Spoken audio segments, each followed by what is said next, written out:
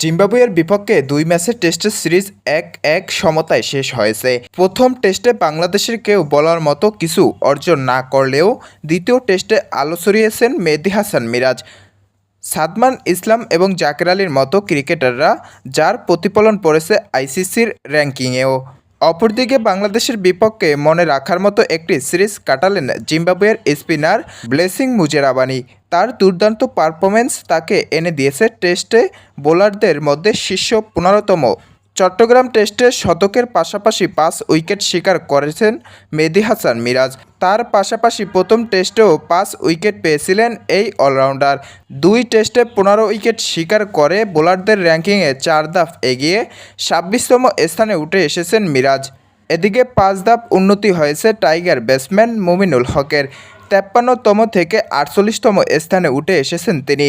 বড় লাভ দিয়েছেন জাকের আলী।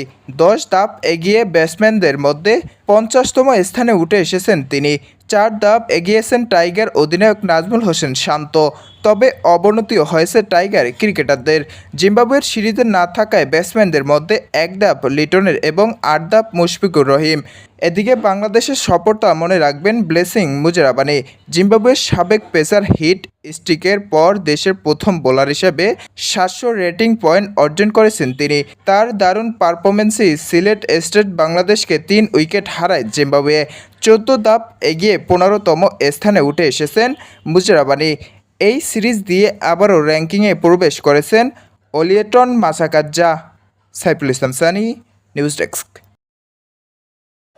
আসসালামু আলাইকুম। আপনারা যারা ঘরে বসে অনলাইনে ইনকাম করতে চাচ্ছেন, আপনাদের জন্য রয়েছে সুবর্ণ সুযোগ। আমাদের আরেকটি চ্যানেল রয়েছে এসআর আন বাংলা, আপনারা সরাসরি লিখে সার্চ করতে পারেন এবং আমাদের এই চ্যানেলের ডিসক্রিপশন বক্সের লিঙ্ক দেওয়া আছে, অর্থাৎ এই চ্যানেলের বায়োতেও আমাদের লিঙ্ক দেওয়া আছে। সেখান থেকে কিন্তু আপনারা ক্লিক করে কিন্তু সেই চ্যানেলটিতে প্রবেশ করে আপনারা সেখান থেকে বিভিন্ন পরামর্শ নিয়ে কিন্তু আপনারা অনলাইনে কাজ করে কিন্তু সেখান থেকে ভালো একটা অ্যামাউন্ট আর্ন করতে পারবেন। তো দেরি কেন, আজই শুরু করেন।